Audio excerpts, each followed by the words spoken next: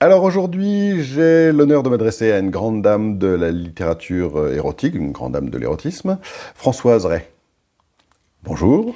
Bonjour, je suis contente de cette présentation, ça va raviver des souvenirs, parce que c'est un peu loin derrière moi déjà, cette histoire-là. C'est un plaisir. Vous êtes l'auteur d'une quarantaine de livres, essentiellement des romans, dont le premier, La femme de papier, édité en 1989 par Ramsay, est probablement le plus connu. Oui. Celui qui s'est le plus vendu en tout cas. Effectivement. Mais avant de parler de littérature, je vous invite à vous présenter.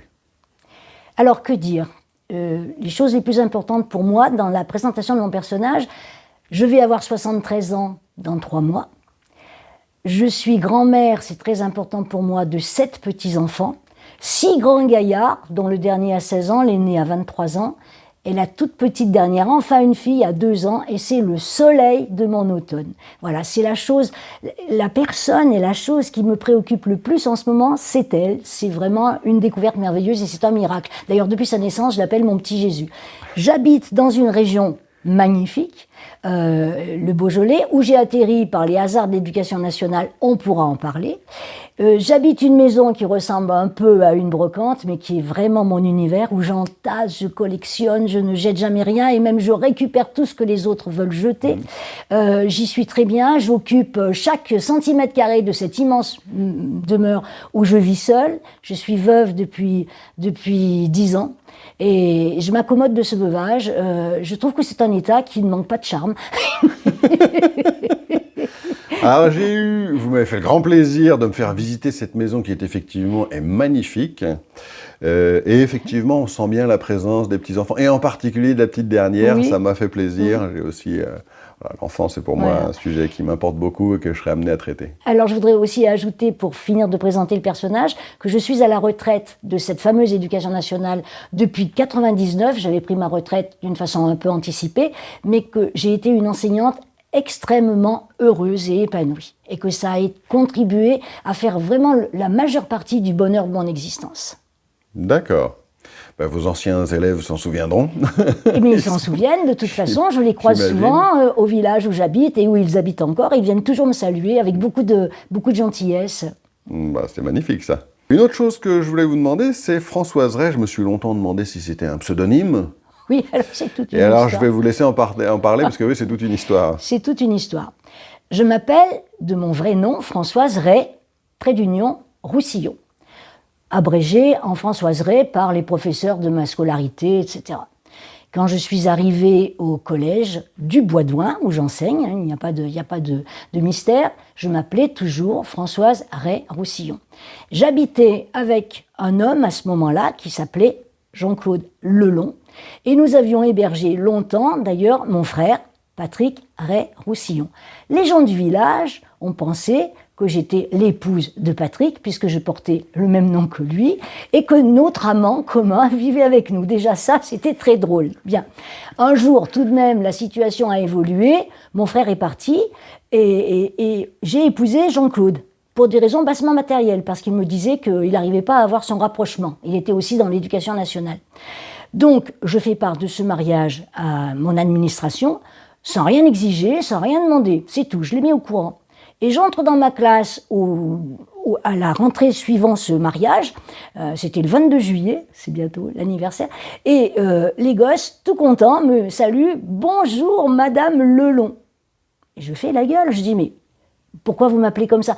C'est le directeur qui nous a dit que dorénavant, vous ne vous appeliez plus Madame Ray, vous vous appeliez Madame Lelon.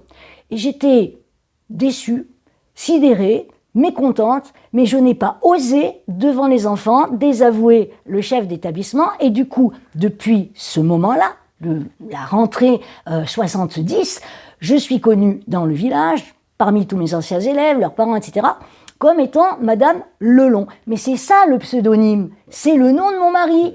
Toutes les femmes mariées qui portent le nom de leur mari portent des pseudonymes. Et moi, mon vrai nom, c'est bien Françoise Ray.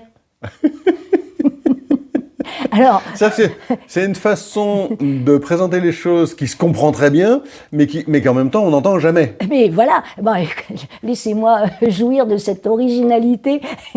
Alors, originalité, oui et non, parce qu'en même temps, des Françoise Ray, il y en a beaucoup. Et il y en a surtout dans le milieu de la littérature, ce qui est incroyable. Et j'avais reçu un courrier d'une Françoise Ray, écrivain à Paris, et qui me disait Madame, grâce à vous, je jouis d'une popularité parce que tout le monde s'imagine que c'est moi qui ai écrit La femme de papier. Et la nuit, il y a des travaux chez moi et il y a des échafaudages le long de ma façade et des hommes se promènent sur ces échafaudages dans l'espoir de m'apercevoir en petite tenue. Et j'avais répondu, mais que vous avez de la chance, je suis jalouse. Dans ma campagne, personne ne se balade pour m'apercevoir le soir. Ça, c'est une des anecdotes avec Françoise Ray. Mais il y en a d'autres.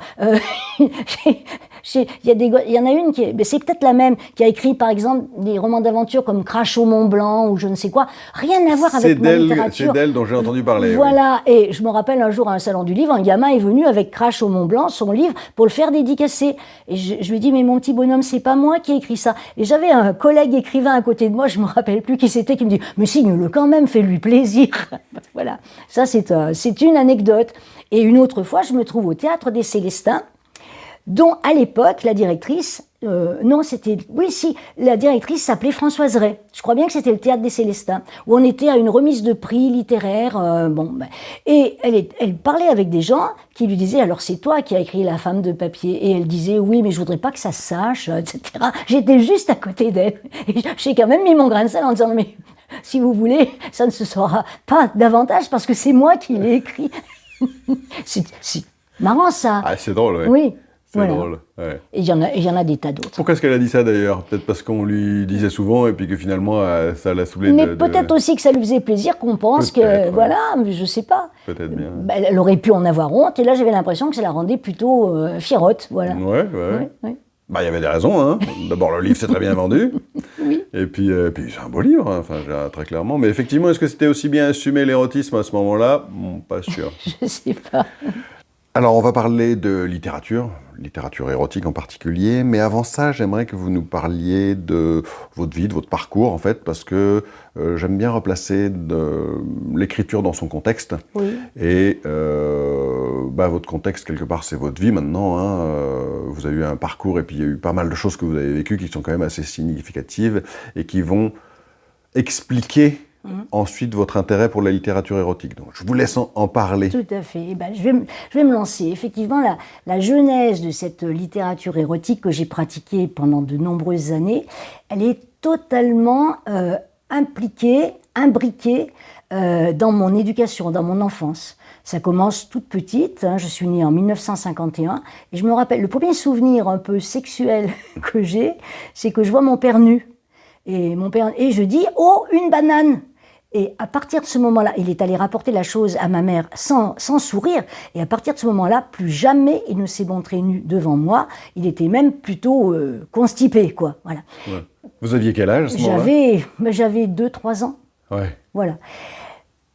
Beaucoup plus tard, enfin quelques années plus tard, je me rends compte qu'il y a tout un domaine mystérieux que j'analyse après pour être celui de la sexualité, mais auquel les petites filles n'ont pas droit.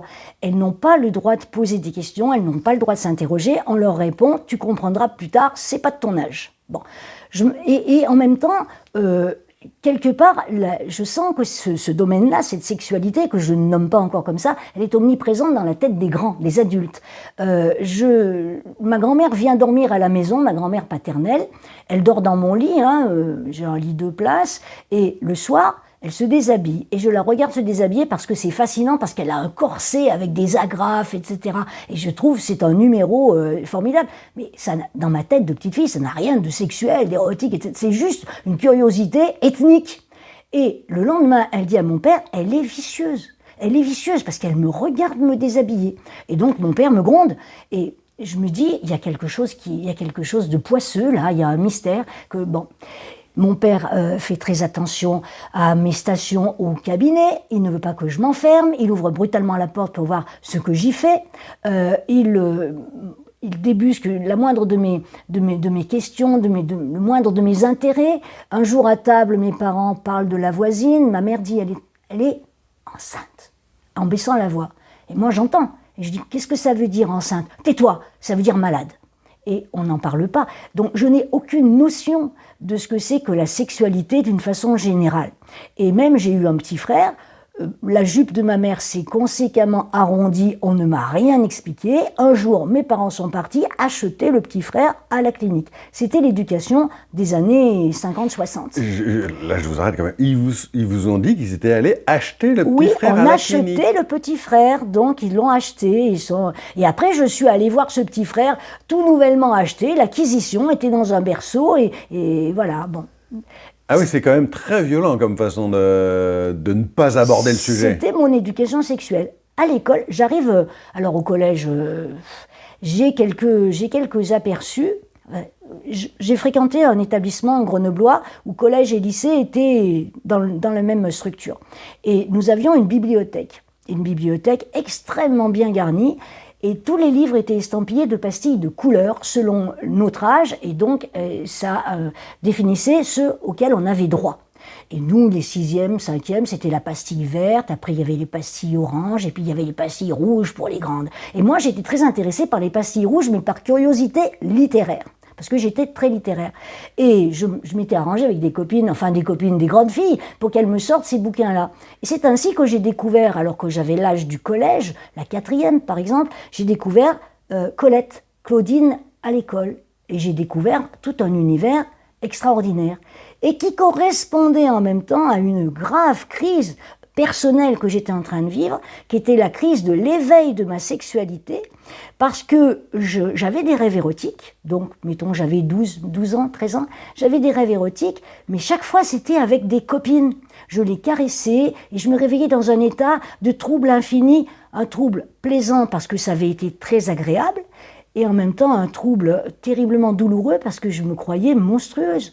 Et quand j'ai lu Colette et que j'ai compris que l'homosexualité, dont je ne savais pas que ça s'appelait comme ça, existait, je me suis sentie mais incroyablement soulagée en me disant mais non, je ne suis pas monstrueuse, ça existe. Libérée du poids d'une culpabilité Voilà. quelque part. Cependant, évidemment, je n'en ai rien dit, bien sûr, à mes parents, ni à personne autour de moi, sauf que je me suis dit, J'ai une question. Oui. Ce collège, fameux collège-lycée, Oui. il était mixte? non, que Non. des filles, 3500 élèves femelles, l'administration femelle, les professeurs femelles. On avait en tout et pour tout un jardinier, je crois, ou un gardien qui vérifiait nos cartes de sortie. Et puis, on a eu aussi un professeur de dessin, le symbole est gratiné, un professeur de dessin sans doigts. Et je sais pas, il avait dû avoir un accident, donc il tenait, dans ses pauvres moignons, il tenait les crayons pour dessiner, pour nous montrer. Et c'était le seul élément mâle auquel on avait droit. Et donc, moi, mon univers, c'était que des filles. Ouais. Et donc, je m'étais dit, en ayant lu Colette, je m'étais dit, si un jour je tombe encore amoureuse d'une copine comme ça, à la suite de rêves, etc., je le lui dirai et on verra bien ce qui se passe.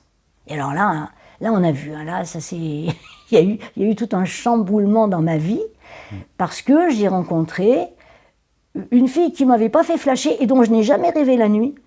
Mais à l'issue de la classe de 3e, où nous étions une classe assez cohérente, la classe entière est passée. Non, de 4e, excusez-moi. La classe entière est passée en 3e, sauf cette fille et moi. On ne sait pas pourquoi. On a échappé à l'exode du troupeau et on s'est retrouvés dans une classe qu'on ne connaissait pas. Donc, on s'est mises côte à côte, évidemment, pour se rassurer. Mais on s'était quasiment jamais parlé pendant la 4e. Et petit à petit, cette familiarité, là, cette habitude de tous les jours, eh bien, s'est transformée chez moi en désir. Et en même temps en tendresse. C'était quelqu'un d'infiniment tendre et elle m'apportait ce que ma mère ne m'apportait pas, parce que j'ai parlé des inquiétudes de gourou de mon père, mais je n'ai pas parlé de ma mère qui était une femme sans tendresse. Et j'ai beaucoup souffert de ça, beaucoup. Et du coup, cette fille-là, à la récré, elle avait toujours un pain au chocolat. Moi, j'en avais pas, hein, parce que c'était un peu austère chez moi à ce niveau-là aussi. Et elle partageait son pain au chocolat. Et rien que ça, je suis toujours, aujourd'hui, à 73 ans, redevable de cette moitié de pain au chocolat. Et je suis toujours en train de la rendre, parce que ça m'a marqué. Alors, ça n'a rien à voir avec la sexualité. Mais j'ai dit à cette fille, écoute, j'ai commencé à la caresser, la main, le bras, etc. Je suis amoureuse de toi. Et je me disais, elle va se défendre. C'est pas, elle est dans une famille chaleureuse, certes, cordiale, c'est complètement différente de la mienne, mais elle va ruer dans les brancards. Et ben pas du tout. Elle s'est laissée conquérir et a débuté une grande, grande histoire d'amour.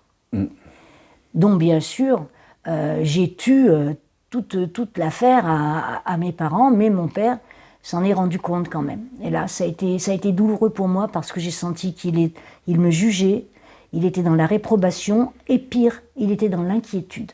Et ça m'a bouleversée d'inquiéter mon père. Voilà, donc j'ai vécu mes années de lycée et de faculté, la première année, au contact de cette fille.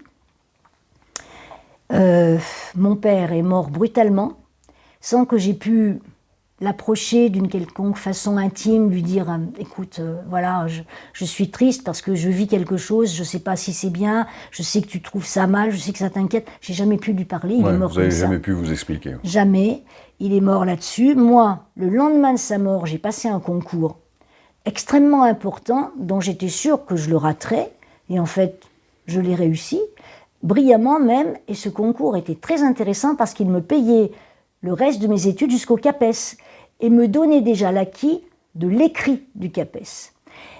Et j'ai pensé que c'était mon père qui m'absolvait de là où il était allé dans la nuit où il était parti, et ça m'a un petit peu à la fois consolée et à la fois navrée d'attendrissement. Voilà.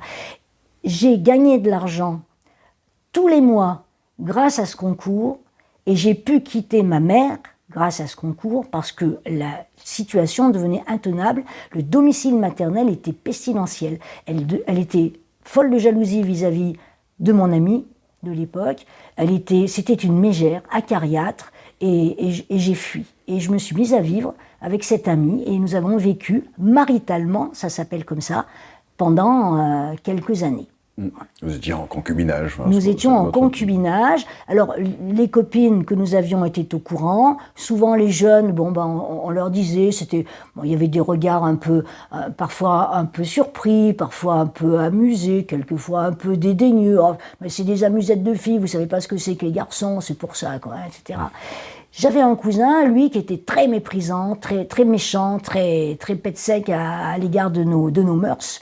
Bon, on est allé une fois dans une boîte de nuit avec lui, on était dans un coin avec ma copine, on s'est un peu paluché, un peu embrassé, et mon cousin a été extrêmement méprisant, extrêmement insultant. C'était difficile déjà. Publiquement ou quand il est entre vous? Un peu des deux. Un peu des deux, oui, un peu des deux. C'était pas vraiment une dénonciation en place publique, mais enfin, bon, s'il y avait quelqu'un de présent, il se gênait pas pour... Voilà, ça a été déjà l'amorce d'une vie que je pressentais pas facile. Et puis, en même temps, j'avais un tempérament extrêmement folâtre, extrêmement fantasque, et il y avait toute une partie de la population qui m'avait été confisquée, interdite par mon père. Attention les garçons, hein, puis c'était danger, c'était interdit. Et moi, j'avais jamais connu de garçon. Et donc, une fois que je me suis sentie libre, gagnant ma vie, je n'étais pas majeure encore, hein, j'avais seulement 18 ans, mais 19 ans, je gagnais ma vie. Oui, parce qu'à l'époque, la majorité, c'était pas 18 ans. 21 ans, c'était 21 ans, ce qui a permis à ma mère d'encaisser de l'argent pour moi sans me le rendre, parce qu'elle avait été nommée tutrice, qu'elle ne m'a jamais rendu de compte, et que j'étais dans une espèce de semi-pauvreté quand même, parce que j'entretenais ma copine, et après, j'ai eu un enfant de mes frasques, j'entretenais aussi ce petit garçon, et ma mère ne m'a jamais rien rendu de ce qu'elle me devait, jamais. Et c'était des sommes importantes, mon père avait souscrit des assurances, etc., qu'elle a touchées pour moi, et puis une bourse qu'elle touchait pour moi, et dont je ne voyais pas la couleur. Alors, vous viviez de quoi? Je vivais de mon revenu de ce concours, c'était un petit revenu mensuel. D'accord. Voilà. Et je faisais des pirouettes pour joindre les deux bouts. Bon. Alors, mes frasques auprès des garçons que je découvrais les uns après les autres m'ont conduite exactement là où mon père voulait m'éviter d'aller, mon père, ma grand-mère, ma mère, etc. J'ai été enceinte. l'avortement n'existait pas, libéralisé n'existait pas encore. J'ai été très traumatisée les premières semaines de cette découverte. Et puis, je me suis dit, mais en fait, c'est un don de la vie. Avec ma copine, on n'en aurait pas. Et on avait inventé d'un seul coup la famille homoparentale, et j'avais même écrit des textes sur ce petit garçon qui disait « Moi, j'ai pas de papa, mais j'ai 2 mamans ». Mais j'avais l'impression d'être pas visionnaire, parce que ça aurait voulu dire que je pensais qu'un jour ça arriverait. J'avais l'impression d'être dans la science-fiction, totalement. Et donc, j'ai eu ce... Parce que dans votre entourage, c'était pas connu, il y en avait pas. Vous aviez l'impression d'être toute seule finalement, ou Oui, à être dans cette situation-là. Ah bah oui. Alors attendez, alors je cumulais, parce que je vivais avec une fille, et voilà que je prends la maladie du gros ventre. ma grand-mère me disait... La maladie du gros ventre. Non mais je replace dans le contexte, parce qu'aujourd'hui, pour les gens qui vont regarder la vidéo et qui n'ont pas forcément votre âge, ni même le mien, famille homoparentale, c'est du quotidien. Mais ça n'existait pas du tout, pas du tout. Il faut bien se rendre compte de la différence de la société à cette époque. Mais bien sûr. Alors, ma grand-mère avait fait une fixation sur cette grossesse non désirée. Là, il y en a beaucoup à dire. Et elle m'avait dit, avant de son temps à elle, c'est-à-dire il y a 2 siècles, une fille comme ça, on la montrait du doigt, ou elle se tuait. Maintenant, c'est la mode. Mais c'était pas tant la mode que ça. Il y avait quelques mères célibataires. Mais des mères célibataires homosexuelles, moi, j'en connaissais pas. Il n'y en avait pas. Il y en avait peut-être, mais vraiment clandestinement. Mais alors en plus, ce qu'on peut dire, c'est que vous étiez... Enfin, évidemment, les gens percevaient ça comme une mère ou comme 2 mères homosexuelles, mais vous n'êtes pas homosexuel, puisque vous avez eu comme vous le dites, avec un terme que j'adore, que vous avez prononcé quand on a préparé l'interview, mais vous dites que vous étiez une gourgandine, c'est-à-dire... C'est pas uniquement les femmes qui vous intéressaient, il y avait un lien affectif avec cette femme, mais les hommes vous intéressaient aussi, en fait. Oui, mais il m'intéressait à plusieurs titres, d'un point de vue ethnique, simplement, pour compléter une espèce de documentation personnelle. Mais c'est pour ça que je me prétends gourgandine, ce qui m'intéressait surtout, c'est chaque fois de contrôler mon pouvoir de séduction. C'est chaque fois de pouvoir m'assurer, me dire que oui, je pouvais séduire, oui, je pouvais être charmante, oui, on pouvait m'accorder de l'importance, de l'intérêt. Je me donne pas d'excuses, c'est pas des excuses, ce sont, à mon avis, de simples explications. Je n'ai pas séduit ma mère. Ma mère me disait que j'étais laide. Elle me le disait en face, que j'étais laide. Et j'avais toujours l'impression de la décevoir. Et je l'avais obligée à épouser mon père, elle me l'a jamais pardonné. Vous l'aviez obligée à épouser? Oui, parce qu'elle s'est retrouvée enceinte avant son mariage, et du coup, et c'était... C'est dingue, je trouve, de dire ça comme ça. Vous l'aviez obligée, vous n'étiez pas né, et voilà. Mais c'est ce qu'elle m'a toujours dit. Mais le poids de cette culpabilité est énorme. M'a toujours dit. Et donc, moi, je me sentais toute rabougrie, toute misérable, toute moche, et chaque fois que je séduisais un garçon, c'était une victoire. C'est pour ça que maintenant, dans la rue, quand les filles se jugent harcelées parce qu'elles ont des compliments, « Vous êtes charmante, mademoiselle !» Moi, quand on me sifflait dans la rue, c'était le soleil pour toute la journée. J'adorais ça.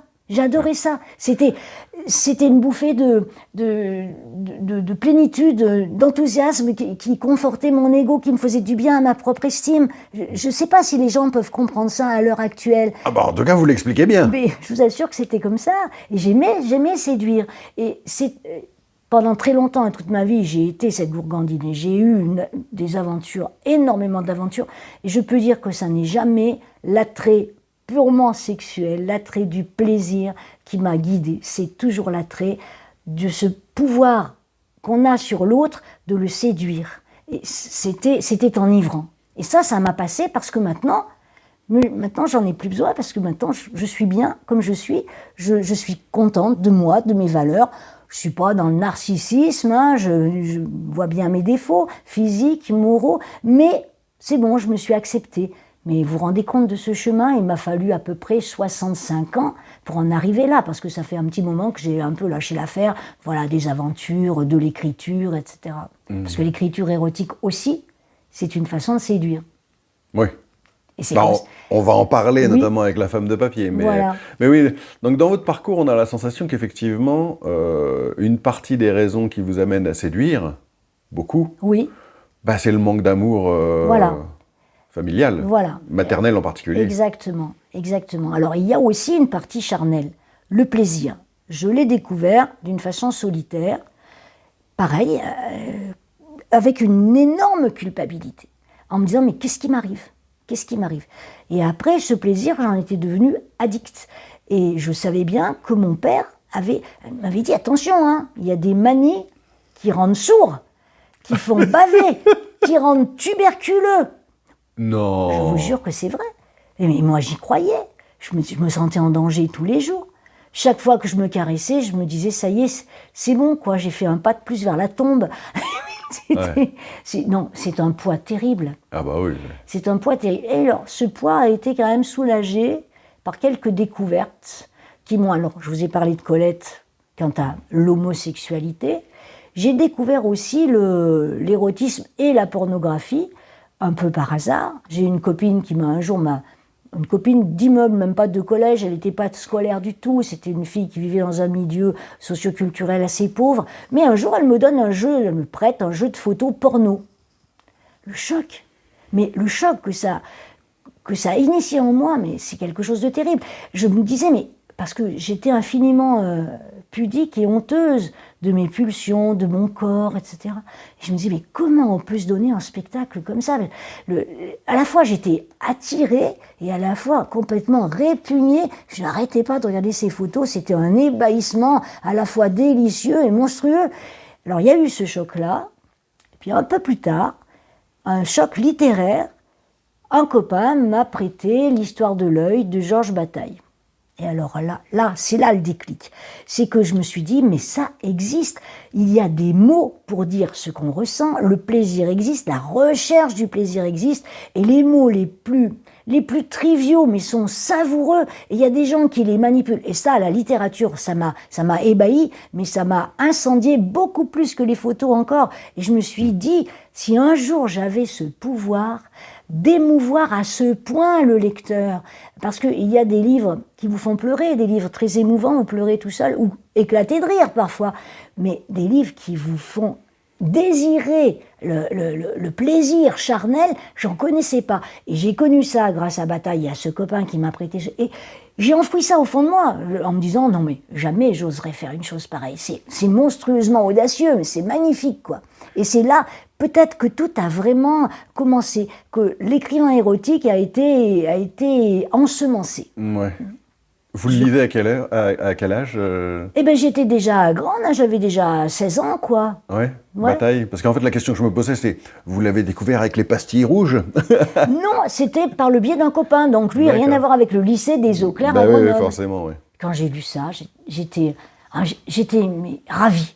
Et vraiment pleine d'une admiration, d'une envie, d'une jalousie, d'un élan. Et puis bon, ben, j'ai oublié et je n'ai plus jamais repensé, pendant très longtemps, à la littérature érotique. Le fait est que c'était un coup de bol, quelque part, parce que la littérature érotique de l'époque, court pas les rues. Oui, mais il y en avait quand même. Elle n'était pas aussi accessible, je veux dire. Voilà, mais moi, j'avais aucune culture dans ce domaine. J'aurais pu me procurer des bouquins, etc. Je n'avais aucune culture. J'avais une culture littéraire assez conséquente, mais j'avais pas de culture érotique, etc. J'ai aussi vu au cinéma un film pornographique avec des copains de mon frère et mon frère. Ça m'avait ému, mais j'ai trouvé que les scènes étaient trop longues et c'était lassant. Les scènes de fellation sont interminables, on en prend des crampes soi-même à la mâchoire. C'était bon, ça m'avait pas convaincu. C'est le mot, le pouvoir du mot qui était important pour moi. Alors après, ça va se révéler à l'occasion, longtemps après, d'un concours de circonstances, disons. Donc, si on va un peu plus vite dans mon parcours. Un peu plus loin, oui. Oui, un peu plus loin. Je réussis le concours dont je vous ai parlé. Je réussis aussi le CAPES et je suis à ce moment-là en charge de la vie de ma copine, qui est ma compagne, et de mon petit garçon qui a 2 ans. Et je suis nommée pour mon premier poste, comme j'ai réussi le CAPES, en Vendée. En Vendée. Alors la Vendée, j'ai vécu ça comme un exil. C'est plat comme une biscotte, il n'y a que des vaches. Bon, j'ai pas été très heureuse là-bas, j'ai beaucoup pleuré d'exil, de manque de mes montagnes grenobloises, etc. Et puis j'ai rencontré, une fois de plus, un garçon, quoi, un homme. Un homme plus qu'un garçon, qui est tombé red dingue de moi. Mais c'était, au début, réciproque. C'était un coup de foudre réciproque. Et puis je lui avais dit, la situation est la suivante, je suis avec une copine, je ne la quitte pas, j'ai un petit garçon, et il m'avait dit, en gros, je prends tout. Banco. Banco, je prends tout. Le gosse était mignon, intelligent, drôle, vif, très beau. Je pense que ça aurait été un petit avorton, un petit moche, ça n'aurait pas été pareil, j'en suis sûre. Et la copine, il m'avait dit, mais moi je ne demande pas grand-chose, hein, juste une petite place entre vous, je saurais me faire très discret, etc. Ta compagne de l'époque qui te dit ça? Non, l'homme qui voulait me séduire, qui voulait faire son trou dans notre intimité. D'accord, il dit qu'il ne demandera pas beaucoup de place. Voilà, le bigorneau perceur, il commence par la coquille, vous savez, puis il vous vampirise. C'est drôle d'en parler comme ça. Je me suis laissée avoir. J'ai même eu un enfant de plus avec lui. Je suis revenue de Vendée, elle aura gravé d'une petite fille qui avait 3 ans pile poil de moins que son grand frère. La copine est revenue avec moi et l'homme qui avait le fauteur de troubles, voilà, celui par qui le scandale arrive. Nous avions demandé, il était de Lyon, moi j'étais de Grenoble, et nous avions demandé un rapprochement tous les deux parce qu'il ne voulait pas me lâcher. Et moi je commençais à me dire que ça serait pas mal s'il me lâchait, parce que déjà je commençais à pressentir que notre union était vraiment extrêmement turbulente, chaotique, hasardeuse et problématique. Mais lui se cramponnait. Et donc, bon, je vous passe des détails sur les nominations, etc., les changements de poste, enfin bon, bref, on se retrouve, lui, elle, les 2 enfants et moi, dans un appartement à Villefranche, puis dans une maison à Saint-Laurent-d'Ouin, pas loin d'ici, et puis c'est intenable. C'est intenable, j'ai essayé cette vie triangulaire. C'était pas vraiment un triangle, c'était pas tout le monde couche avec tout le monde. C'était que je me partageais. Ouais. J'étais l'enjeu d'un partage. Et c'était une nuit avec l'un, une nuit avec l'autre. Et ils étaient jaloux tous les deux. Elle, beaucoup moins violemment, mais lui, de plus en plus acariâtre, de plus en plus... Puis alors, il faisait des kilomètres parce qu'il n'avait pas eu un rapprochement, etc. Et donc, la solution est arrivée d'elle-même. Je me suis dit, je ne vais pas tenir le coup. On ne tiendra pas le coup, de toute façon. Et puis, j'ai voulu préserver les gosses. Mon petit garçon, jusqu'à 2 ans, 2 ans et demi, il a eu 2 mamans. Maman et mamie. Mamita. Et puis, un jour, un type qui est arrivé dans sa vie, et ce type a dit, maintenant, tu m'appelles papa. Ouais. Et puis, je me suis dit, bon, et puis si je jette le papa, et puis, et ça va ouvrir la porte à quoi? Et je vais continuer à rouler ma bosse comme ça, en déménageant ce gamin tout le temps, et j'ai dit non, c'est fini. C'est fini. Maintenant, je me fixe. Papa, il est comme ci ou il est comme ça. Je m'en fous. C'est papa. Il va rester papa. Et je suis restée avec le papa. La copine est partie. J'ai vécu 2 ans de deuil, de déprime profonde. Elle s'occupait des enfants. Moi, je ne savais pas. J'avais 2 petits, mais... Alors, d'un seul coup, je me suis retrouvée mère de 2 enfants dont je savais très peu m'occuper. Femme, enfin, compagne d'un caractériel, il faut dire ce qui est. Il avait quand même un sacré carafon. Et vraiment, loin d'elle. Et elle est repartie en Vendée, où elle avait fait une ébauche de vie aussi personnelle. Et ça a été très, très dur. Très dur. Et puis, petit à petit, je me suis rodée à cette vie. Je me suis rodée aux turbulences de notre vie conjugale. On s'est mariés parce que il voulait être rapproché, voilà. Donc l'éducation nationale a beaucoup de pratique que de voilà, c'est ça, qu'amoureuse. tout à fait. L'éducation nationale a beaucoup d'importance, de poids dans ma vie, dans mon destin, parce que c'est à cause de ça que je suis partie en Vendée, et puis après que je suis revenue, à cause de ce poste, ce rapprochement qui n'arrivait pas, que finalement je me suis mariée, sans grande conviction, je me suis mariée. Et puis, on a vécu une vie comme ça, et d'un seul coup, je me suis rendu compte, enfin non, petit à petit, je me suis rendu compte qu'en fait, j'étais comme la tapisserie collée contre les murs, aux yeux de celui qui aurait fait n'importe quoi pour me conquérir. J'étais la chose à conquérir la plus fabuleuse du monde, à ses yeux, à un moment donné, et d'un seul coup, puisque maintenant j'étais là, j'étais sa femme, j'étais installée, il ne s'occupait plus de moi. Il partait très tôt le matin, il rentrait très tard le soir. Il faisait le même métier que moi, hein. J'avais l'impression qu'il était ministre. Et moi, j'assumais tout le reste. Et puis, il y a eu un déclic. Alors, je l'ai trompé, petitement. Pas petitement en nombre, mais petitement. Je l'ai trompé énormément en fréquence. Mais chacune de mes aventures était un petit coup d'épée comme ça dans l'eau, un petit coup de canif dans le contrat, une petite façon de me rassurer, oui j'existais, oui, oui on pouvait me voir, oui j'avais du charme, oui ceci. Mais je revenais toujours ventre à terre auprès de lui parce que finalement il y gagnait. J'avais l'impression qu'il était mieux que les autres, malgré son caractère. J'avais l'impression, je me disais mais qu'est-ce que tu vas faire ailleurs? C'est quand même lui le mieux. Bon, ça c'est important de le dire. Et puis, mais il y a de l'amour aussi. Mais il y avait de l'amour. J'étais très amoureuse de lui. Et puis j'étais tombée de haut parce que, en même temps, je me rendais compte, il y avait une espèce de dichotomie dans mon sentiment pour lui. Et j'avais l'impression que ça venait aussi de lui, qu'il était un peu schizo, que de temps en temps, c'était Dr Jekyll et Mr Hyde. Des fois, il était adorable et je l'adorais, et des fois, il était épouvantable. Et il m'épouvantait et je le haïssais. Et puis, bon, un jour, on avait demandé depuis toujours notre jeudi dans notre emploi du temps, et c'était notre jour à tous les deux où on ne travaillait pas, les enfants étaient à l'école, et on se faisait un petit jeudi d'amoureux, courses, cinéma, restaurant et tout. Et un jour, c'était la sauvegarde encore, ce qui surnageait encore de notre couple, de la lassitude de notre couple. Et puis un jour, il me dit, j'ai pas demandé mon jeudi cette année, c'était au début de l'année. Bon, j'en ai marre, on fait toujours la même chose. Mais il vous avait pas prévenu de ça? Non, j'ai pris ça dans la gueule. Et bon, j'ai dit, je vais lui faire une paire de cornes de plus. Mais cette paire de cornes-là, c'est là que je suis devenu écrivain, avec quelques étapes extrêmement importantes. J'ai eu un amant, un de plus. Cet amant était minable.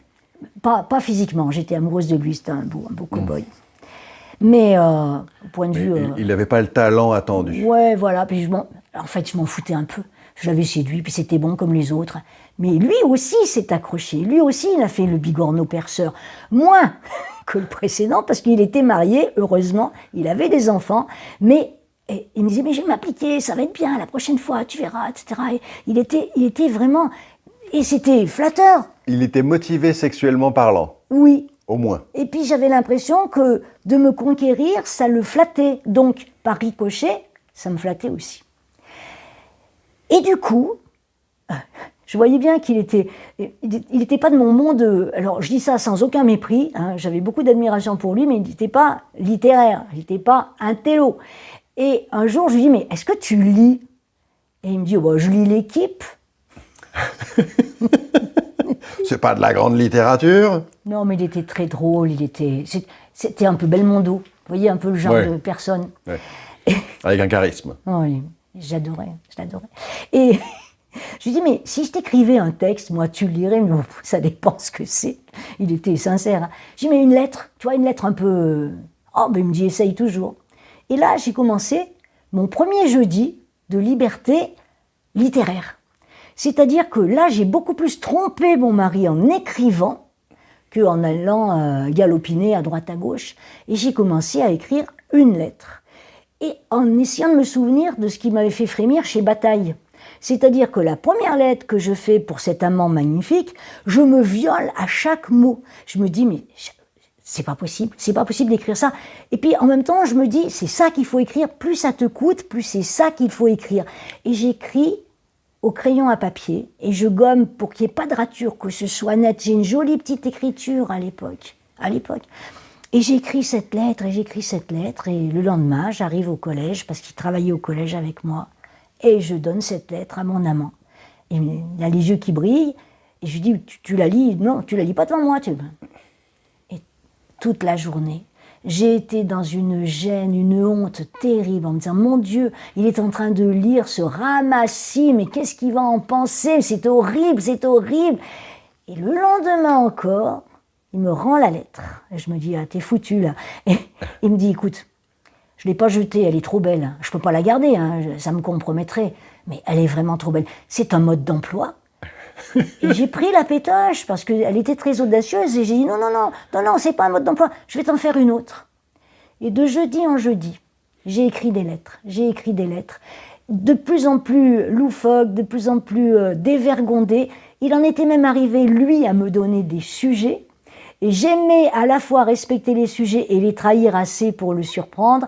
Je le mettais, lui, dans des situations, mais je dressais de lui un portrait extrêmement flatteur. Et il est tombé amoureux de lui-même, de son image, à travers ses lettres. Ça m'a fait plaisir. C'était exactement là où je voulais en arriver. Je voulais le séduire d'une façon qu'aucune autre femme n'avait utilisée avant moi auprès de lui. Puis c'était pas vraiment un homme à femme, quoi, ayant beaucoup de charme. Il n'était pas très sûr de son charme. Et du coup, en se découvrant aussi magnifique dans cette littérature, ça l'a auréolé. Il a même pris des maîtresses, j'en étais jalouse, parce qu'il me disait, tu comprends, c'est trop beau, j'y crois.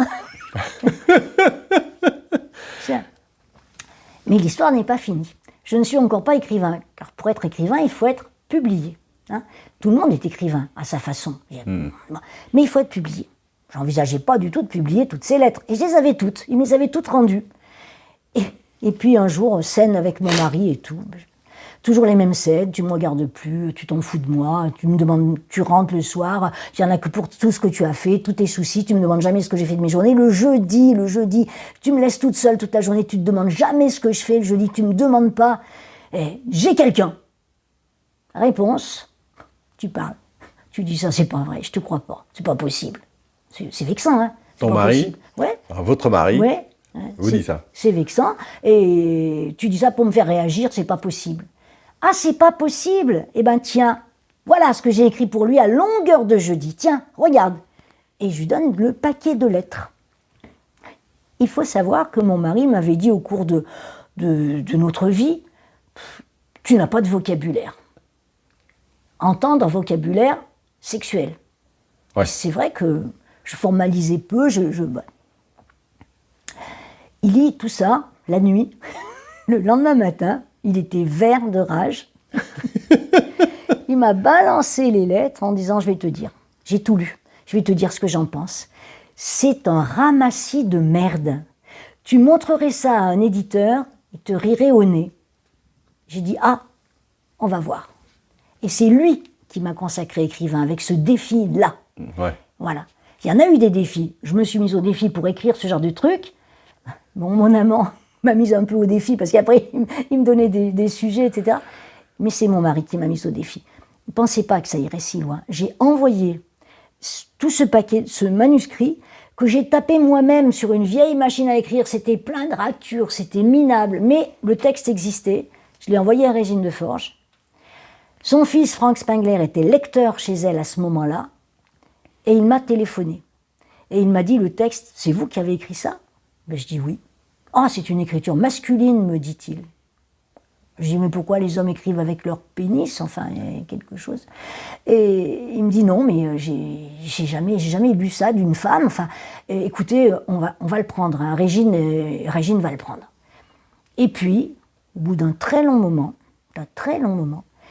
j'ai reçu l'enveloppe avec mon manuscrit, et il m'avait téléphoné en disant, bon, ben, elle ne veut pas le prendre. Alors, les prétextes, parce qu'on peut s'interroger. Ouais. C'était elle, la grande dame de l'érotisme, la papesse de l'érotisme. Et pourquoi alors elle ne l'a pas pris? Eh bien, parce que apparemment, elle en avait marre justement du label de papesse de l'érotisme. Mais c'est pas ça. Je pense que quelque part, ça l'embêtait, ça lui faisait un peu d'ombre. Je pense qu'il y a eu une espèce de petite jalousie d'auteur. Oui, vous pensez, oui. Voilà, simplement. Mais je ne suis pas allée plus loin. Moi, j'avais atteint mon but, j'avais été remarquée par un éditeur. Il m'avait fait des compliments, ça avait fait mouche du premier coup, j'ai attrapé le paquet, je l'ai collé dans un tiroir, j'ai même pas ouvert l'enveloppe. Et un jour, longtemps après, parce que ça a duré longtemps, hein, cette jeunesse, longtemps après, je retrouve l'enveloppe brune en papier craft, je l'ouvre et je trouve la lettre de Frank Spengler, qui est une note de lecture, qui dit le texte est très puissant, le texte est très beau, il gagnerait à être présenté mieux, à être retapé, Parce qu'il faut préciser que vous recevez, il vous renvoie donc le manuscrit Oui, que vous oui. aviez tapé sur Oui, la machine à oui. écrire, et vous recevez le colis, mais vous l'ouvrez pas. Je n'ai pas ouvert, il est Voilà. dans un tiroir. Donc il est dans un tiroir, et vous découvrez des mois après Voilà. qui vous a écrit une lettre Tout à accompagnatrice. fait, tout à fait. Et je me dis, il a peut-être raison. Ça n'allait toujours pas avec mon mari. Et voilà. Et puis j'avais aussi, alors j'ai eu une très grosse crise. Là, ça n'a rien à voir avec la sexualité. C'était très douloureux pour moi, et c'est là que j'ai basculé en fait. Je voulais un autre enfant. Je me disais, après tout, ça va meubler ma vie. Les 2 premiers commençaient à grandir. Jean-Claude était très peu là. Il avait répondu, oui, oui, pourquoi pas, on paye trop d'impôts. Voilà. Et j'ai attendu cet enfant avec bonheur, jusqu'à 4 mois et demi. Et là, je crois que je vais arriver à le dire sans pleurer, parce que c'est le drame de ma vie. Là, j'ai pris la rubéole. Et on m'a dit, il y a eu des avis différents. C'était le début des échographies. On m'a obligé à passer une échographie. Regardez comme il est mignon, il a tous ses petits doigts, ses petits pieds, il bouge bien, etc. Et puis d'autres qui me disaient, non mais attendez, c'est un âge charnière là, il risque d'être attardé, sourd, aveugle. Parce que vous aviez attrapé la rubéole. Voilà.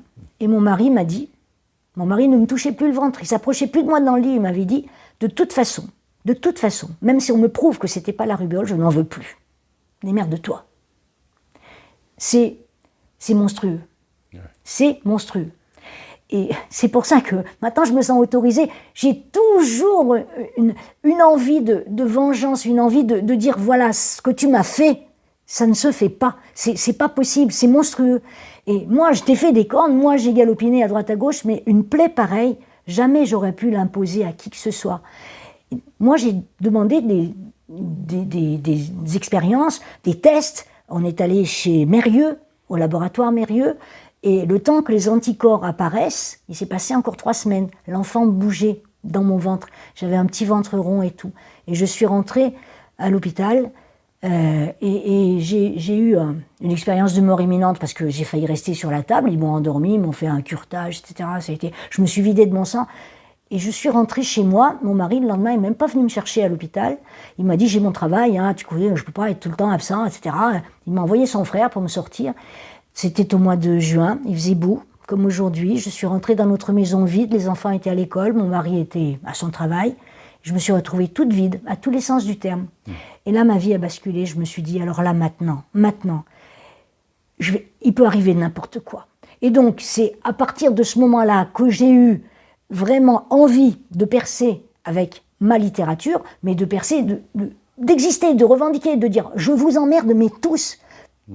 Tout ce que vous m'avez fait, la société, le poids de la société sur mon petit garçon, sur la façon dont je l'ai élevé, ce qu'il aurait pu souffrir, ce que les gens m'ont dit, le poids du regard de la société sur mon couple avec cette femme, le poids du mariage obligatoire, du changement de nom obligatoire, le poids de... J'ai dit, maintenant, je m'en fous. Je suis professeur au collège, je vais faire publier ce livre et je regarderai les gens dans les yeux, quoi qu'il arrive, et j'assumerai. Et donc, j'ai cherché avec la complicité de mon facteur Marcel, sur son Minitel, des adresses d'éditeurs. Marcel est un personnage qui figure dans ma littérature, Marcel Facteur. Et donc, parmi les premiers de la liste alphabétique, j'ai trouvé Belfond. Et j'envoie mon manuscrit que j'avais fait retaper par une dactylo professionnelle. Et j'envoie à Belfond. 2 jours après, télégramme, parce qu'on n'avait pas de portable, télégramme, votre femme de papier nous intéresse, montez à Paris, nous vous attendons. Rendez-vous chez Belfond, etc. Là, je vais vous la raconter parce qu'elle est savoureuse. Alors, je vais à Paris, je me pomponne, je vais à Paris toute contente. J'arrive chez Belfond, on me fait attendre dans une salle d'attente, enfin un hall très ampoulé, des grandes colonnades, un sofa dans un coin, du marbre, des plafonds très hauts. Une porte s'ouvre enfin, apparaît dans toute sa splendeur, Belfond, crinière flamboyante, blanche. Et il me regarde comme ça, il me dit « Ah, mais quel livre ! Mais j'en ai pris des crampes dans la queue, moi, de votre livre !» On est dans quelle année, à peu près? 88. Oui, 87-88. Parce que le livre ne paraît finalement qu'en 89, à la suite de... en 89. Voilà. J'ai des crocs Alors, parce que il me dit, asseyez-vous. Donc, je m'assois sur le sofa. Il avait le texte et il me dit, est-ce que vous savez que vous écrivez en alexandrin parfois? Je dis, ben ça m'étonne pas, j'aime beaucoup la musique de l'alexandrin. Et il se met en devoir, il avait corné des pages de me relire des passages gratinés en alexandrin. Et il me dit, il attrape ma main, il me dit, regardez l'effet que ça me fait. Et il m'encourage à contrôler effectivement son émotion. Ouais. Et là, je me dis, Physique. adios. Je me dis, mais qu'est-ce que tu vas faire, ma fille, avec ce que tu as écrit? On te siffle, tu accours, tu es sur un canapé, seul avec lui, tu peux pas jouer les mijaurés avec ce que tu as écrit. Je dis, mais tu peux pas te coucher non plus, écarter les jambes et dire adios, allez, c'est bon, pour mon bouquin, je ferai n'importe quoi. Alors, j'ai rusé, et j'ai gagné du temps, j'ai dit, écoutez, monsieur Belfond, si je vous avais envoyé un livre de recettes de cuisine, vous ne me demanderiez pas un bœuf en daube tout de suite. Vous m'avez invité à déjeuner, allons déjeuner, on parlera après. Alors ça l'a fait rire. On est parti déjeuner. Pendant le déjeuner, il a un peu galopiné sous la table avec son pied, passé son pied sur mes jambes, entre mes jambes, etc. Bon. Moi, j'attendais patiemment de voir comment ça allait évoluer. Et il me dit, pendant le déjeuner, le livre est très très chouette. Il est très chouette, mais je ne peux pas le publier dans l'état. Je suis coté en bourse. C'est vrai. Et il me propose, il me dit, adoucissez-le. Et je le publie. Ah, je lui dis non. Non. C'est ou ça ou rien. Il me dit, écoutez, je vais vous donner des livres de ceux que j'ai publiés, ça vous servira d'exemple si jamais vous revenez sur votre décision. Et puis, si vous ne changez pas de décision, je m'en occuperai de votre manuscrit. On revient dans son bureau, cherche vaguement quelques livres, il appelle sa secrétaire, il était assis sur un fauteuil, il se déboutonne sa braguette, et il dit, bon, la secrétaire commence à lui faire une petite politesse postprandiale devant moi. Vous vous dites, que faire, que dire? Et puis, sauvé par le gong, un bruit d'effroi qui court partout dans les couloirs. Bianca arrive, c'était sa femme. Et il était terrorisé apparemment par sa femme. Donc, on remballe tout. Il me pousse par une porte qui n'était pas celle par laquelle j'étais entrée. Et il ne me donne même pas les bouquins qu'il m'avait proposés. Et je me retrouve dans la rue, quand même humiliée, mais pas violentée, mais pas outragée. Humiliée en me disant, ouais, bon, ouais, bref. Donc, je rentre chez moi. Alors, moi, j'aurais été à votre place, parce que la séance est quand même gratinée. Oui. Je me dirais déjà, avec mes mots à moi, hein, quel con, parce que ça se fait pas, quoi, peu importe l'époque dans laquelle on est. Et ensuite, bah oui, c'est un peu, c'est carrément étrange ce qui se passe. Et puis en plus, oui, je sais pas ce qui s'est cru permis, mais enfin bon, effectivement, c'était pas la même époque. Mais bon, qu'arrive-t-il après? Oui, alors moi, je me suis pas dit, c'est pas manichéen, ces histoires-là. C'est Ouais. pas, c'est un con, c'est un salaud, c'est un pourri, etc. Il y avait quelque chose en lui. C'est comme ça, peut-être qu'on explique que certaines femmes se font avoir et puis qu'après elles le regrettent. Mais il y avait quelque chose en lui qui était charmant, qui était généreux, qui était cordial. Il y avait quelque chose en lui qui était attirant. Ça n'était pas qu'un rebut de l'humanité. Et ce qu'il a fait, moi, ça me fait... Non, mais quand je dis quel con, c'est sur le moment. Je ne juge pas de la personne dans sa totalité, évidemment. Eh ben, j'ai pas pensé quel con, j'ai pensé quelle conne. C'est tout. Parce que je me suis dit, mais tu t'attendais à quoi? Et je rentre chez moi, mais 2 jours après, je reçois un colis, c'est les livres que je vous avais promis, j'ai oublié de vous les donner. Et je m'occupe de votre manuscrit, je l'ai remis à Jean-Jacques Pauvert. D'accord. Et je reçois un coup de fil. Donc il a fait le boulot quand même, quoi. Il a fait le job. Et je reçois, comme il me l'avait dit, je reçois un coup de fil de Pauvert qui dit « Votre femme de papier nous intéresse, montez à Paris, j'ai un monsieur Pauvert. » Si c'est pour voir la tête que j'ai essayé de tirer profit de la situation, c'est pas la peine. Il me dit « Non, c'est pas ça. Vous partirez avec un contrat, vous ne le signerez pas, vous le montrerez à des gens compétents si vous voulez. Je vous propose quelque chose de tout à fait... » Bah d'abord, il a fait le boulot, il faut revenir quand même dessus, parce que Jean-Jacques Pauvert, c'est pas n'importe qui. Tout à fait. C'était quand même l'éditeur de Stade dans son temps, et puis en 1954 de Histoire d'eau, de Pauline Réage. C'est ça. Donc oui, il s'est pas moqué de vous, il l'a envoyé à la bonne personne. Exactement. Et Pauvert était avec Ramsay à ce moment-là, c'est ainsi que mon livre est paru chez Ramsay Pauvert. là où je trouve que Belfond a démérité, c'est pas d'avoir sorti sa queue devant moi, c'est pas d'avoir essayé de me sauter. Ça, je trouve que c'est rien.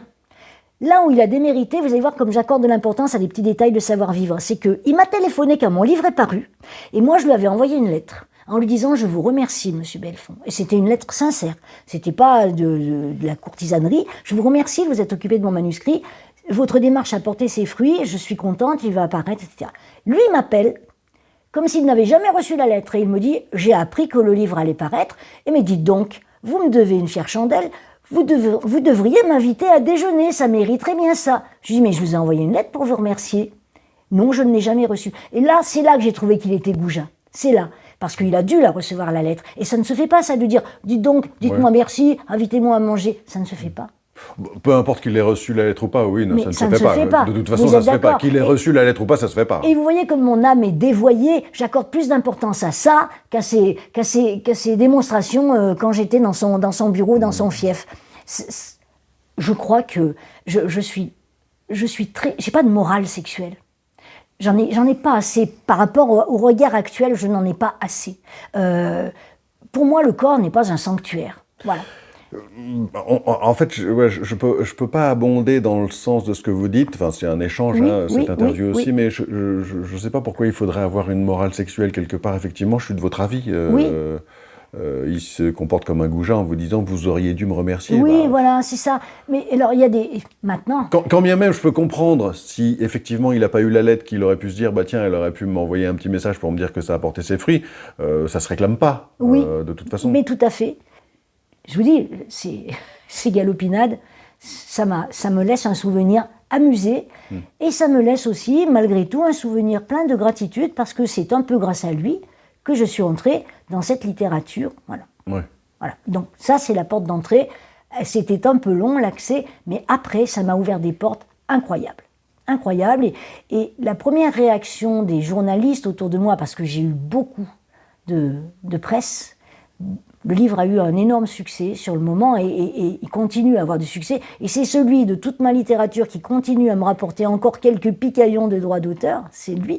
J'ai eu des questions de journalistes qui disaient « Mais dites-moi, là, c'est un coup d'essai, votre livre, là, c'est érotique. Est-ce que c'était un pied de nez comme ça? Est-ce que vous allez continuer à écrire? Oui, je vais continuer à écrire. Mais est-ce que vous allez continuer dans ce registre ou est-ce que vous allez faire autre chose? Et j'ai répondu sincèrement, je pense que je vais faire autre chose. Et en fait, je n'ai jamais fait autre chose. Et je suis contente de ne jamais avoir fait autre chose, sauf ces dernières années, où ça s'imposait tout naturellement.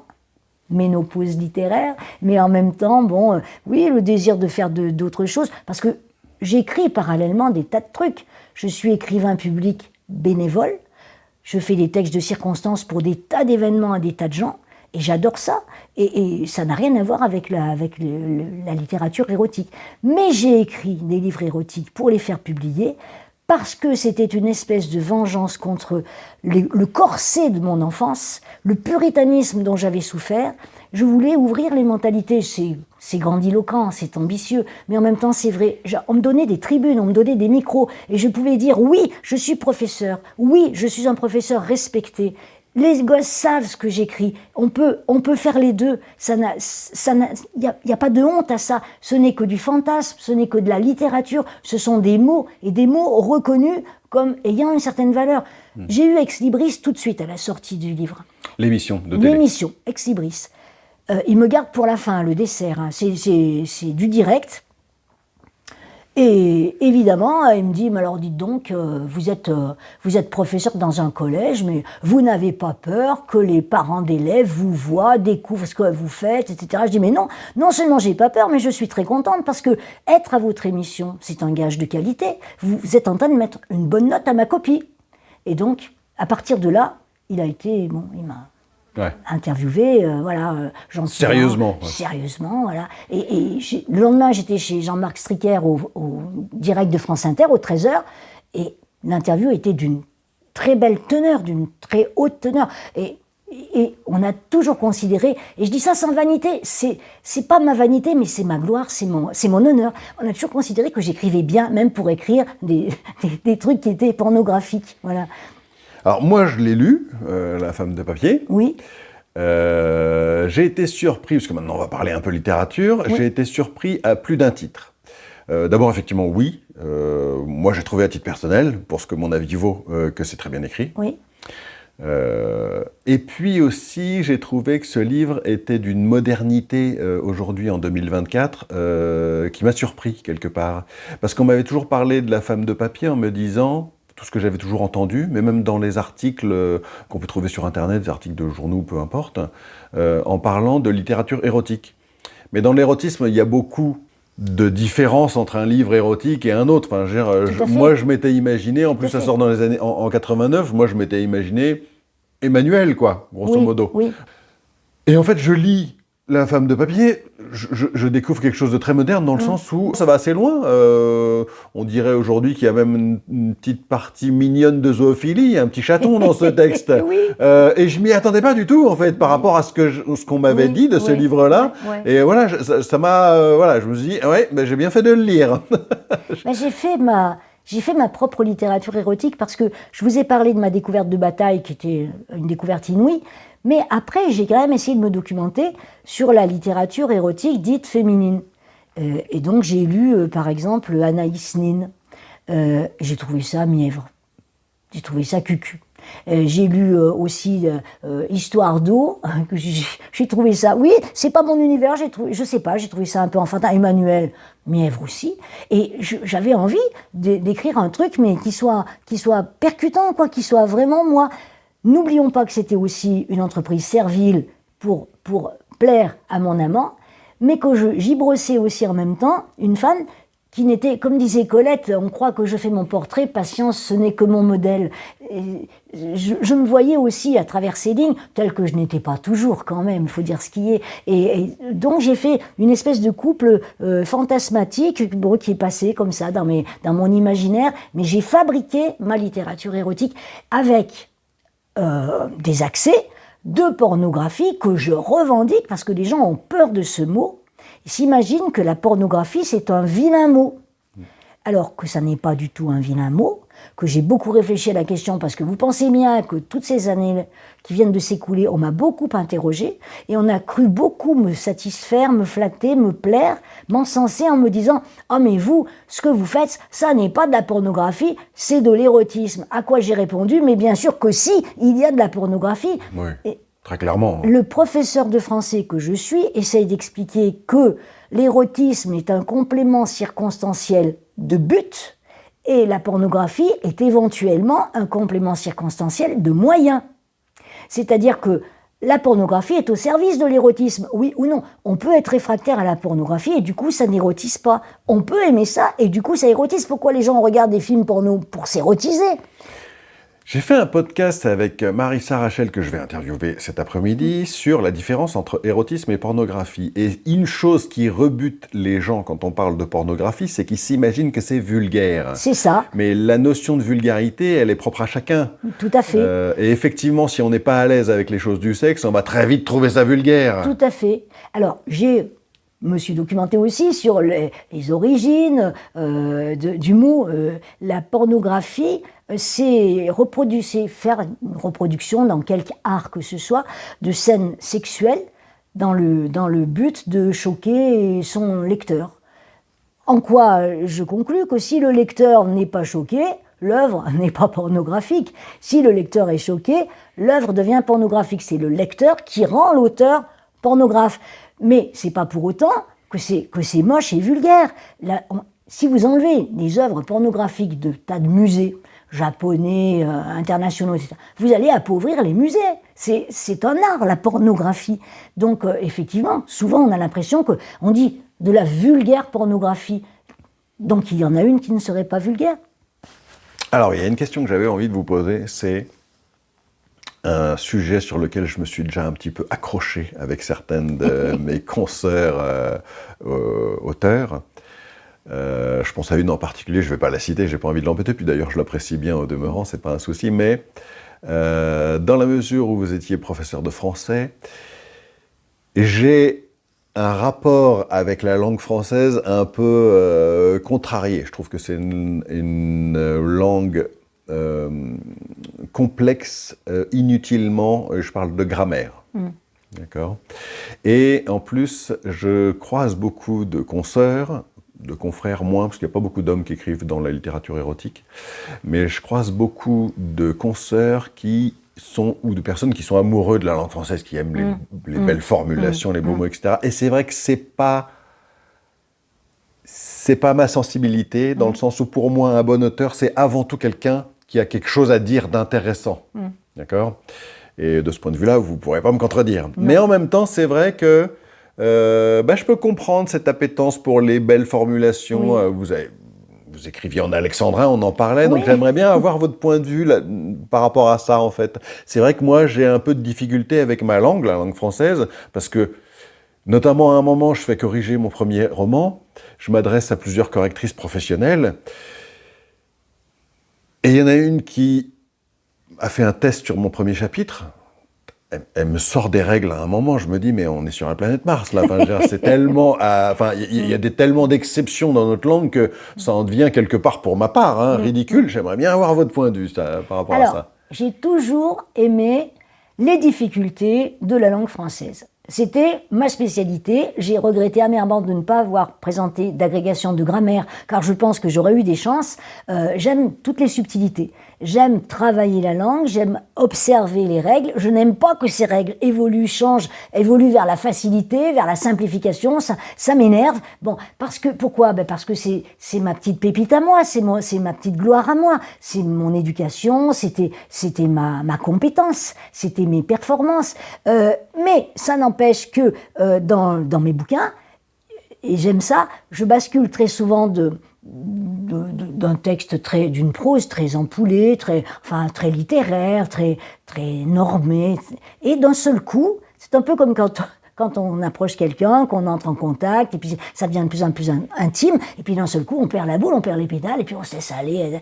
Et le langage, c'est un peu le reflet de ça, le langage de l'écriture érotique. Il y a un moment où ça bascule, et où le champ littéraire devient différent, où on aborde des termes beaucoup plus triviaux, où on raccourcit la syntaxe, où on se moque des règles de grammaire, où il y a une espèce d'explosion quasiment orale du récit. Mais j'aime bien l'opposition des deux, et j'aime bien cultiver la belle langue. Ça me fait plaisir que vous me le disiez avant même que j'en parle, parce qu'effectivement, c'est l'impression que ça m'a donné dans La femme de papier. Oui. Effectivement, il y a des passages qui sont très... Oui. On sent la femme de lettres, très clairement. Et puis parfois, au bon moment, parce que ce qui serait déroutant, c'est que ce soit qu'il y ait un manque d'homogénéité dans le texte, mais c'est au bon moment que ça passe, effectivement, on sent que ça correspond à ce qui se passe, donc il n'y a pas de souci. Exactement, on bascule, et c'est un peu un mimétisme par rapport à ce qui peut se passer charnellement, physiquement. J'étais très, très consciencieuse dans ma façon d'écrire, parce que, d'abord, je déteste les répétitions, donc il y a des tas de mots pour des tas d'organes qui entrent en jeu dans la sexualité. Oui. Pour la main, il n'y en a pas beaucoup. Par exemple, ça c'était une de mes difficultés. Ensuite, alors je faisais attention de varier, et puis les positions. De temps en temps, j'allais même vérifier devant mon miroir, voir si une position était possible, comment je pouvais la décrire, etc. Enfin, que ça soit réaliste, que ça soit pas complètement loufoque, que le lecteur ne se pose pas la question, mais qu'est-ce qu'elle veut dire par là, comment ils sont, dans quelle position, etc. Ouais. C'était important pour moi que ça soit vraiment... Et j'ai même un journaliste qui m'a demandé un jour, au téléphone, il me dit, est-ce que vous vous caressez en écrivant ? Parce que ça peut motiver. Et je lui dis, non, je ne peux pas, car je suis droitière pour les deux. Et c'était vrai. C'est drôle comme réponse. Ben oui. Cette remarque, elle est amusante. Est-ce que c'est motivant de se caresser pour écrire ? Très clairement, moi j'ai eu le problème inverse. Au début, ça me dérangeait, parce que quelque part, on écrit quelque chose qui nous déconcentre de ce qu'on est en train d'écrire. Oui, mais non, moi non, pas trop. Ouais. Moi, c'était un univers essentiellement cérébral, l'écriture. Ouais. D'accord. Que ce soit cérébral ou pas, au final, ça a un impact. Ça génère une excitation. Alors, l'écriture des autres, oui. Mais j'ai essayé aussi de lire des ouvrages plus modernes, catalogués comme érotiques ou crus, etc. J'ai lu, par exemple, Virginie Despentes. Non, je n'ai pas trouvé ça bon. Je n'ai pas aimé. Virginie Despentes, c'est Alors, moi, j'ai apprécié certains de ses écrits. J'avais lu, enfin, j'ai vu notamment un film qui s'appelle Baise-moi. Oui, Je ne l'ai pas apprécié pour l'érotisme. Je oui. trouvais qu'il y avait quelque chose d'intéressant, mais C'est c'est ça. pas l'aspect Mais érotique qui elle a été me... aussi cataloguée en tant qu'écrivain érotique, et moi, ça m'a pas du tout érotisé. Et je lis peu. Je lis peu pour une raison très simple. Soit c'est bien écrit, très bien écrit, et ça me rend un peu jalouse quand même. Soit c'est mal écrit, et je me dis, mais comment un livre pareil a pu être publié, quoi. Ouais. Ouais. Bon, il y a des considérations parfois. D'abord, le point de vue d'un éditeur, c'est différent. Ouais. Puis parfois, il y a des gens peut-être qui veulent remplir leur collection, je ne sais pas. Peut-être c'est ça, oui. Ouais. Et puis après, aujourd'hui, ensuite, il faut juger du fait que, enfin, pour les éditions récentes, les 10 dernières années surtout, ça a explosé à ce moment-là, il y a l'auto-édition. Et dans l'auto-édition, là, pour le coup, effectivement, bah, il y a à boire et à manger, hein. Ouais. Aujourd'hui, n'importe qui peut publier un livre. Si on finit la dernière ligne, on ne relit pas, etc., puis qu'on met ça sur Amazon, bah, évidemment, Oui, on va tomber sur n'importe quoi. Et dernièrement, j'étais à un repas de famille, là, où quelqu'un m'a dit, oh, ben, c'est magnifique ce combat féministe de votre littérature, surtout la femme de papier et tout. Je dis, mais c'est pas féministe du tout.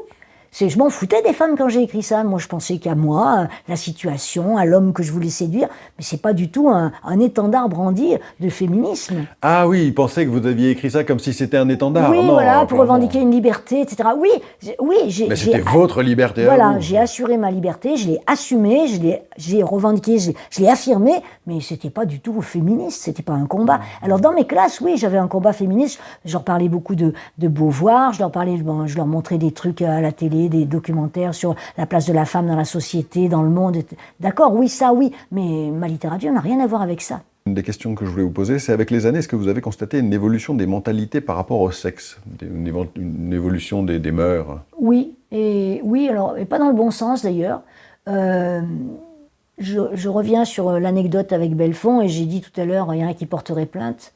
Moi, je déplore cette vague, cette mode du regret tardif, du remords tardif, de la honte tardive, et des plaintes, etc., pour des choses qui... alors,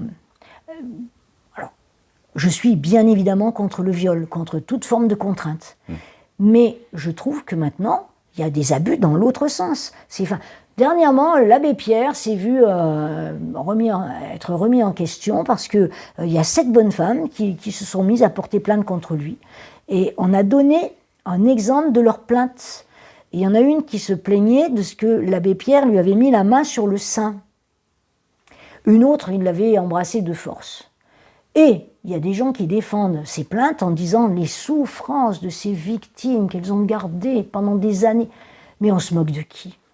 On se moque de qui, là? Une main sur le sein, c'est une souffrance. Un baiser sur la bouche, c'est une souffrance. Je ne suis absolument pas d'accord. Moi, j'ai vécu des presque tentatives de viol qui ne m'ont pas tellement marqué, mais le viol le plus cuisant, le plus atroce que j'ai subi, moi, c'est l'accouchement de mon fils. Et je trouve que accoucher dans les années 70, comme j'ai accouché moi, au milieu d'une salle de garde, pratiquement, à poil, comme un bout de barbac, avec des internes qui passaient, qui faisaient des plaisanteries, et puis c'était ignoble. Et j'ai jamais porté plainte, et j'aurais pu. Et j'aurais pu parce que ça m'est resté. Et pour le reste, souvent, je trouve qu'il y a des susceptibilités, il y a des pudeurs qui se révèlent bien tardivement, quoi, voilà. Mais l'abbé Pierre, il est décédé. Il est décédé. Alors, ce qui me dérange, c'est effectivement qu'on accuse quelqu'un après coup, alors qu'il ne peut pas se défendre. C'est ça. Donc ça, c'est une première chose. Après, sur le fait que des femmes osent porter plainte longtemps après, je suis partagé dans le sens où vous avez du caractère. Toutes n'en ont pas forcément. Est-ce qu'il y a aussi une part chez certaines de ces femmes peut-être d'exagération, je ne sais pas si on peut dire ça comme ça, quelque part ça leur appartient. Je peux comprendre votre point de vue, et parfois je comprends le leur aussi, les personnes réagissent toutes différemment. Oui. J'aurais tendance à pas forcément donner mon point de vue, parce que comme dans bien souvent, chaque situation est différente. Tout à fait. Mais effectivement, qu'on se pose la question d'une réaction 10 ans, 20 ans, 30 ans après, je peux la comprendre. Je peux comprendre qu'effectivement, au bout d'un moment, on se pose la question. Bon, est-ce que ça valait bien le coup Ça leur appartient. Ce qu'on en pense, ça nous appartient aussi quelque part. Oui, Donc, mais c'était pour répondre à votre question, avez-vous vu une évolution des mentalités au niveau de la sexualité? Oui. Oui, à ce niveau-là, oui. Très clairement, oui. Il y a eu des tas de phénomènes comme ça, de viol, ou pas forcément de viol, mais d'attouchement. Moi, j'ai été tripotée par un tonton quand j'étais gosse. Ouais. Oh, bah, ça m'a pas traumatisée. Alors, vous allez dire, c'est une question de personne. Ça peut être une question de personne, mais surtout, je peux comprendre en fait. Enfin, disons que moi comme je l'ai dit, j'ai 50 ans, et quand j'étais jeune, un certain nombre de comportements de mon genre, donc d'homme, jeune ou vieux, me dérangeaient. Je trouvais que c'était sexiste, voilà. Parce qu'effectivement, on vivait à une époque où mettre une main au cul d'une femme, même dans sa propre famille, ça choquait pas grand monde, ou en tout cas les gens n'osaient pas le dire, je pense surtout. Moi, ça me dérangeait. Je trouvais que c'était pas respectueux des personnes, peu importe que ce soit des hommes ou des femmes d'ailleurs. À titre personnel, déjà à ce moment-là, ça me dérangeait, mais c'est vrai que ça se disait pas. Puis de toute façon, j'étais enfant, j'avais pas mon mot à dire. Et ça se serait très mal passé d'ailleurs, je pense, si j'avais osé dire. Donc quelque part, il y a eu je pense qu'il y a eu pendant des années et des années des excès, et qu'aujourd'hui, on se prend le retour de bâton, quoi. Quelque part, effectivement, on fait des excès à l'inverse. Ça, je peux le comprendre. Moi, je pense que ce qui est plus sain comme réaction, mais tout le monde n'en a pas l'énergie ou la possibilité, c'est pas du tout la plainte, c'est la riposte. Moi, je me suis trouvée dans des situations. Un jour, mon mari était venu avec moi et s'était dévoué pour assurer le service d'ordre et de sécurité d'une boum, comme on dit, d'élèves de 3e, fin d'année. Et on nous avait prêté un caveau de vigneron. Le père d'un élève avait prêté son caveau, mais il avait dit attention, faites gaffe qu'il n'y ait pas des gens qui viennent de l'extérieur pour semer un peu le wild. Bon. Et donc on était à l'entrée, et moi j'avais un décolleté, ça c'est que dalle, j'avais un décolleté extrêmement pigeonnant, du temps de ma splendeur. Et il y a des types qui arrivent, beaucoup plus âgés que nos élèves, de jeunes adultes, et qui arrivent, et il y en a un qui commence à faire des réflexions sur ma poitrine, et qui dit « Oh, mais c'est pour qu'on te les tripote !» Je lui dis « Fais gaffe, parce que si tu me touches, moi je te touche les couilles. » Et il me dit « Non, t'es pas chiche. » Je dis « Mais tu veux que je te montre si je suis pas chiche ?» Et je l'attrape. Et il se tourne vers mon mari, il dit « Mais qu'est-ce que c'est que cette bonne femme ?» Et mon mari, il dit « C'est ma femme. »